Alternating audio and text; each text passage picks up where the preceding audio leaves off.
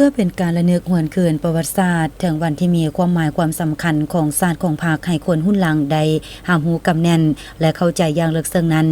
ในวันที่25สิงหาคม2026อยู่ห้องประชุมใหญ่ของเมืองไสจำพรได้จัดพิธีปาฐกถาระลึกหวนคืนหมุนเสือ4วันที่มีความหมายความสำคัญทางด้านประวัติศาสตร์ลาวคือ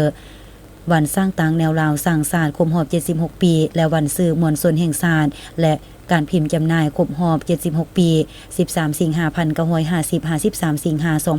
2026วันประกาศใช้รัฐธรรมนูญแห่งสาธารณรัฐประชาธิปไตยประชาชนลาวครบรอบ35ปี15สิงหาคม1991 55สิงหาคม2026วันยึดอำนาจทั่วประเทศครบรอบ81ปีและครบรอบ51ปี23สิงหาคม1945 23สิงหาคม2026และ23สิงหาคม1975 23สิงหาคม2026ขึ้นอย่างเป็นทางการ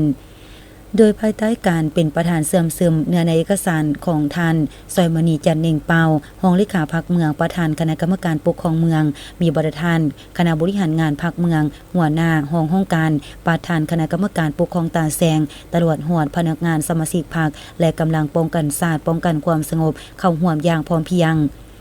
แนวการดังกล่าวประธานยังได้ยกให้เห็นประวัติการเติบใหญ่ขยายตัวความหมายความสำคัญของวัดดังกล่าวจุดประสงค์ก็เพื่อแนะใส่ให้พนักงานการนำและพนักงานราชการสมาชิกพรรคพร้อมด้วยพลทหารและพลตำรวจภายในเมืองได้รับรู้และเข้าใจอย่างลึกซึ้งเกี่ยวกับประวัติความเป็นมาและมูลเสือดีงามของวัดดังกล่าวได้กำเนิดขึ้นพร้อมทางเติบใหญ่ขยายตัวท่ามกลางเปลวไฟของสงครามแห่งการต่อสู้กู้ชาติการเสียสละเลือดเนื้อของบรรดาผู้นำแนวลาวรักชาตินักรบปฏิวัติประชาชนลาวบ่ดาเผ่าที่ได้ประกอบส่วนเข้าในภารกิจต้านการหุกหาญของพวกจักรพรรดิต่างดาวและปฏิการขายชาติภายใต้การนำพาสีนำของพรรคประชาชนปฏิวัติลาวและการนำพาสีนำอย่างสลาดทรงใส